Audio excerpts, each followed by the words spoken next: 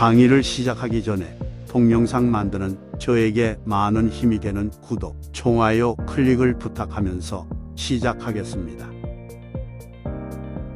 사람은 변화 무상한 지구 위에서 살고 있다. 지구는 인간과 만물을 가득히 안고서 음양이 교차하는 이룰과 서로 맞물고 돌아가고 있다. 그러나 그들은 궤도를 어기지 않고 불문율인 자연 법칙에 의해서 돌고 있다. 그런데 만일 이룰과 지구가 그 운행의 질서를 잃고 제멋대로 돌고 있다고 하면 우리는 안심하고 지구 위에서 살 수가 없을 것이다. 그러나 지구와 이룰은 아무런 사심도 없이 다만 돌기 위하여 돌아가고 있는 것이다. 그럼에도 불구하고 인간은 사리사욕이 함정에서 헤매고 있다. 오히려 무정한 금속 초목마저 자연과 같이 호흡하고 있지 않은가. 인간은 만물의 영장이라면서 정없는 자연보다도 오히려 인색한 것이다. 이것이 인간에게 주어진 유일한 시련이므로 철학은 이 문제를 해결하기 위하여 수천 년의 세월을 소모했건만 아직까지도 자연 그대로의 신비로서 남아있는 것이다. 그러나 인간의 관심은 크다. 인간이 만일 이 위대한 숙명적인 문제에 무관심하였더라면 역사는 신비의 장막 속에서 아직까지 깨어나지 못하였을 것이다. 그러나 인간의 관심은 자연과 투쟁하는 데 있었다. 그러므로 이 세상에 태어날 때부터 자연과 싸웠고 또 싸우는 동안에 경험과 지각이 생겼다. 이것이 이념과 결합됨으로써 지식이 발전하게 되었다. 그리하여 인간의 욕심과 의혹은 자기의 생성과 변화에 대한 문제까지 미치게 되었다. 이와 같이 철학과 인간은 수레의 두 바퀴와도 같아서 서로 떨어질 수 없는 것이 되었다. 그리하여 인간은 해란초목 만물 이 생성 변화하는 현상과 그 본질을 밝혀내는 일에서 벗어날 수 없었던 것이다. 이와 같은 인간의 노력은 필경 우주로 하여금 그 신비의 열쇠를 내던지게 할지도 모른다. 그렇지만 인간에게 과연 그와 같은 능력이 있을까 하는 것은 일대 문제이다. 진실로 인간이 이러한 능력의 소유자인 것은 사실이다. 그럼에도 불구하고 인간의 능력이란 것은 다만 수동적이며 묘사적이다. 다시 말하면 인간은 자기의 운행 법칙을 상으로서 드리워 수상이라고 표현함 줄 때에 한하여 자기의 능력을 발휘할 수 있는 것이다. 그런데 상은 형 모양을 가진 것이 아니므로 정욕을 가진 인간의 혼탁한 이성작용으로서 상을 알아내기는 결코 쉬운 일이 아니다. 그러므로 세속적인 인간이 자기의 지능으로서 현 상계의 모든 존재를 인식한다는 것은 바로 경험적인 오성작용을 구사하는 데 불과하므로 이것으로서는 물질계의 현상을 영사묘사할 수 있을는지 모르지만 진정한 실상을 파악하기는 어려운 것이다. 왜냐하면 물질계라는 객관적인 대상은 주관적인 변화의 실상이 아니기 때문이다. 그러므로 인간의 일반적인 이성으로 형이상에 속하는 변화의 실상을 연구하기 위하여서는 즉 천수상 하늘이 상을 드리웠다 한 상을 알아내기 위해서는 선배들이 복사해 놓은 우주의 상을 먼저 연구함으로써 우주의 불문율인 실상을 연구해 낼 수 있는 기반을 닦아야 하는 것이다. 그렇게 함으로써 정직한 자연이 드리워주는 우주의 계시를 받아들일 수 있는 것이다. 그럼에도 불구하고 인간은 이것을 볼 줄을 몰랐다. 때로는 복희 한자를 만들었다는 중국의 전설 속의 인물과 문왕 중국 고대 주나라의 왕으로 하늘의 계시를 받아 그의 아들 무왕 때 은나라를 무너뜨리고 주나라가 중국을 지배하게 됨. 같은 성처를 기다려서 상을 바로 포촉하여서 유형의 그림을 남기게 했으니 이것이 바로 하도낙서와 복희봉도, 문왕봉도로 옮겨져서 비로소 문자화하게 된 상소원리의 창조인 것이다. 19세기 말에 이것을 다시 금화교요 금과 화가 서로 바뀌다 이 실상인 정욕봉도로 옮겨놓은 것은 기밀부의 특출한 개발인 것이다. 오호라, 문왕 이후 3000년의 공업이 감박 이루에서 이루어질 줄을 누가 알았으리요. 복희봉도 3000년에 문왕봉도가 나왔고 문왕도 3000년에 정욕도가 나옴으로 인하여 천수상, 물수용 하늘이 상을 들이우고 물은 형태를 받았다 하는 우주의 원리는 변화의 모습을 드러내지 않을 수 없게 되었으므로 황제 우리의 단군에 해당하는 중국의 시조 이후 5000년의 수수께끼였던 내경은 드디어 비밀의 장막을 거두고 오운 다섯운 과 육기 6기의 법칙은 드디어 상과 수를 개발하는 역군으로 등장하게 되었던 것이다. 그러나 우주 변화의 상수가 비록 도서, 글과 그림으로서 나타났다고 할지라도 이것만으로 우주 개발의 수단이 완성된 것은 아니다. 다시 말하며 이와 같은 기본 법칙의 구비는 우주의 상을 찾기 위한 설계에 불과한 것이다. 그러므로 실제로 우주의 상을 찾으려면 그 설계에 의하여 가장 찾기 쉬운 대상을 먼저 선택하여야 한다. 즉, 우주에서 직접 찾는 것보다는 오히려 인체에서 찾는 것이 빠르고 또한 용이한 것이다. 왜냐하면 우주의 법칙과 상궤도의 상을 인체에 비교볼 때 어느 하나 할 것 없이 그 범주 밖에 있는 것은 없기 때문이다. 그뿐만 아니라 육체적인 동정은 형으로 나타나지만 정신적인 동정은 상에서 나타나기 때문이다. 다시 말하면 인간의 육체 속에 숨겨놓은 7.6욕 7가지 정과 6욕근 상으로만 표현되는 것이므로 우리는 이 상을 통하여 사람의 정신을 알 수 있는 것인 즉 부득이 인간의 상을 포촉하는 방법을 먼저 배우는 것이 가장 쉽고 또 빠른 방법인 것이다. 그러므로 공자가 근취조신 원취조물 가까이 내 몸에서 얻고 멀리는 사물에서 구한다. 즉 주변에서 구할 때 더 쉽게 알 수 있다라고 한 것은 바로 이것을 가르친 만고 불변의 법칙인 것이다.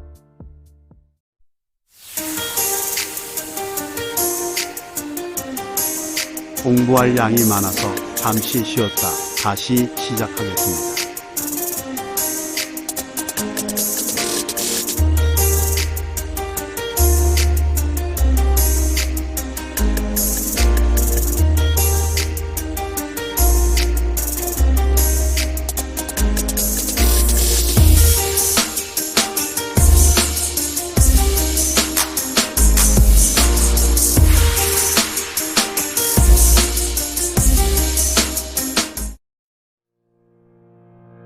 그러나 인간은 칠정 육욕에 사로잡혀서 자연법칙에 순종하는 데 인색하다.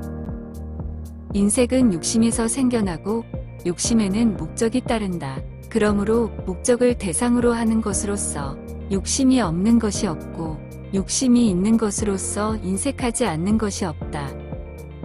그렇다면 무정한 초목을 오히려 인색하지 않는데 유정한 인간이 도리어 인색한 것은 웬일일까 하는 문제를 풀어내고 또 그 오점을 시정하는 것이 바로 신비의 물은 여는 방법인 것이다. 다시 말하면 아무리 자연법칙에 정통하고 또 근취저신하는 방법을 안다고 할지라도 이 문제를 해결하지 못한다고 하면 그것으로서 도문도의 문을 열어낼 수는 없는 것이다.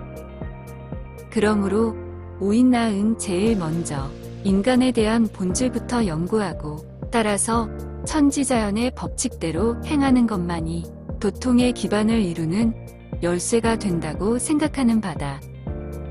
그런즉 이 문제를 탐구하는 방법은 우선 인물 인간과 사물의 생성 변화를 알아야 하고 인물의 생성 변화를 알려면 우주 변화의 법칙을 알아야 하고 그 다음으로는 그 법칙과 변화에 의해서 인체의 비밀을 따져나가면 인체와 정신의 활동을 알게 되는 것이므로 자연이 선악과 정욕의 소자출 스스로 나오는 바를 알게 될 것이다.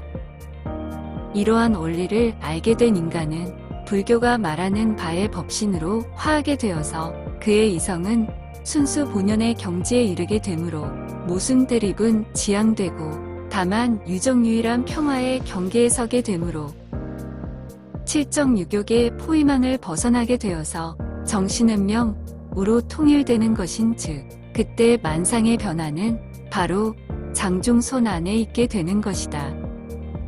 그렇다면 명으로 들어가는 문, 즉 순수이성의 경지가 과연 어디인가 하는 것을 연구할 필요가 있는 것이다. 지구 위에서 만물이 움직이게 되고 인간이 역사를 창조하기 시작한 이후 희세의 성인들이나 역대의 철인들은 모두 이 문을 두드렸던 것이다. 그러나 문고리를 잡은 이는 진실로 드물었다. 바로 이것이 석가세존의 극락의 문이여 공자의 시중 시절이나 때의 적절함의 문이여 예수의 십자가의 길인 것이다. 뿐만 아니라 일부의 십시비일지공도 바로 그 문인 것이다. 그러나 이 문은 우리의 형체를 담는 가옥의 문이 아니고 만물의 상을 실은 우주의 문인 것이다. 만물의 지각이나 감각이 출입하는 형이하의 문이 아니고 이성과 퉁각이 출입하는 형이상의 문인 것이다. 공자가 논어 역계 4편에서 형이상을 도라하며 형이하를 기라 한다라고 한 것은 실로 위에서 말한 바와 같은 물과 상의 문을 구분하여 놓은 것이다. 그렇지만 이 경지를 찾는 데는 문호가 많다. 비록 그렇다고 하더라도 이것들은 모두 이명동질 이름만 다르고 같은 해 문에 불과한 것이다. 그러므로 극락공에서 찾아도 좋고 시중에서 찾아도 좋고 십자가에서 찾아도 좋다. 그러나 인간은 극락이나 시중의 문이 어디 있는지 모르며 십자가의 길도 알지 못한다. 그야말로 지제차산 중에 운신부지처. 다만 이 산 속에 있으나 구름이 깊어 있는 곳을 알지 못한다 일 뿐이다. 그러므로 우리는 말할 수 있다. 저 흰 구름을 헤치라. 그 속에 극락도 시중도 십자가도 있으리라고. 왜 그런가 하면 흰 구름에 바로 청명의 부고 창고가 있고 정토 진경의 공이 있고 예수가 못 박힌 십자가도 바로 여기에 있으리라. 그런즉 이것이 화변의 문이여 모순 대립이 지양되고 신명이 통일되는 기토의 문인 것이다. 그러므로 이것은 주자가 제창한 신무국의 문이며 예수가 못 박힌 십자가의 상이기도 한 것이다. 내가 찾고 있는 신명의 문은 바로 이것인즉 이것이 곧 도통의 길잡이인 것이다. 그러므로 철학도는 반드시 우주의 법칙을 알고 이 문에 들어가야만 하는 것이다.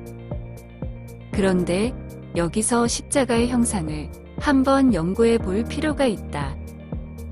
가령 사람의 형 모습을 한마디로 말한다면 이것은 바로 십자의 형상인 것이다. 십자는 본시 음양이 교에 만나는 하는상을 취한 것이다. 그런즉 가로와 세로가 서로 만나는 점에 만물의 정신이 있다는 것을 상으로 한 것이니 이것이 바로 정신이 교역하는 금화교육의 문이다. 무국의 중이며 기토의 신이며 십시일일의 공을 창조하는 곳이다. 철학의 대본은 하나이므로 아라비아수를 창조함에 있어서도 십자를 십으로 표시한 것을 보면 동서가 모두 우주의 근본을 동일점에 두었다는 것을 알 수 있는 것이다. 좀 더 풀어 말하면 10은 1, 0, 10인즉 이것은 1이 9까지 가서는 수가 다음으로 10번째 자리에 이르면 다시 1로 환원하고 그 불어나게 되는 바의 행위 자리 에 공명이 맞게 되므로 10을 10으로 표시한 것이다.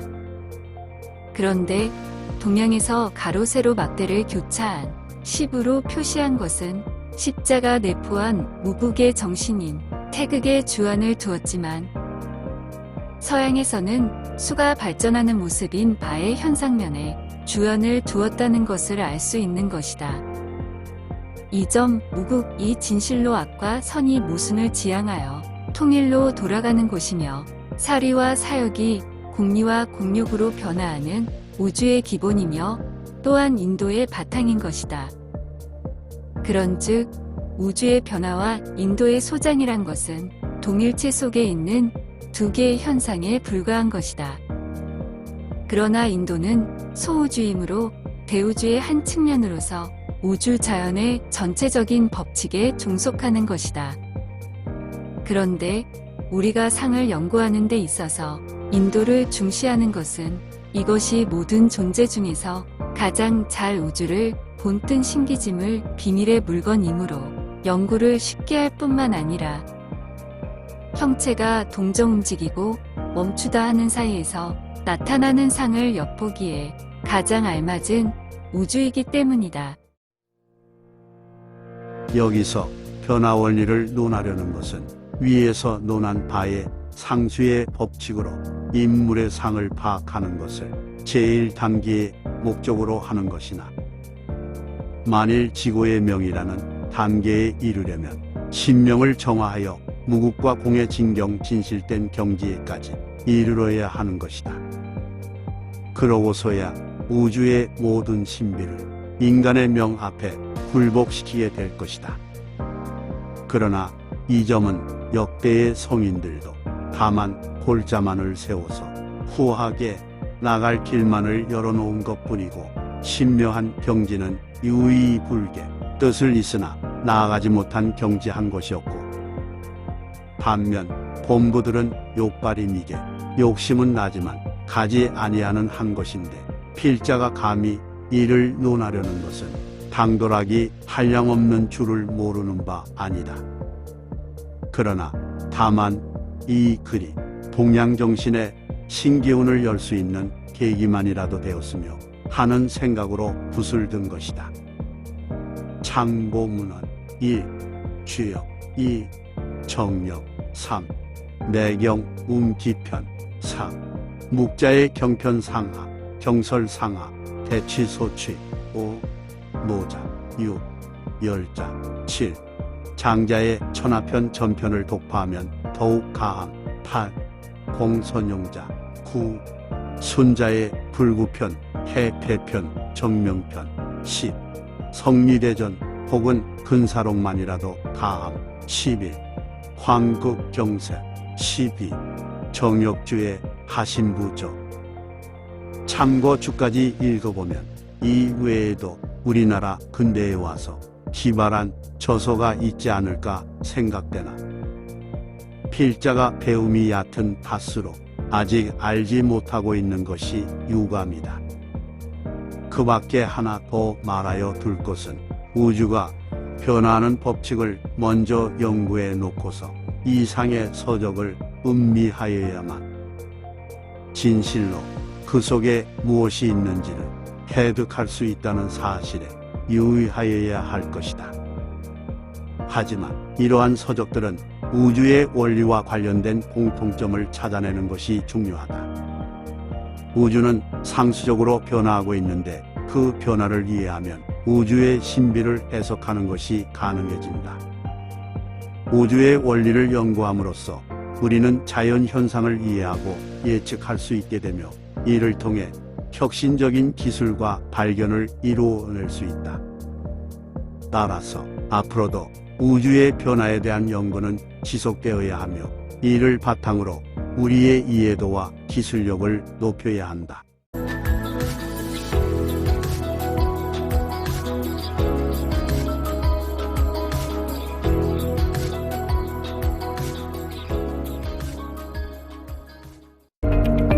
구독과 좋아요에 클릭해주신 분들에게 감사드립니다.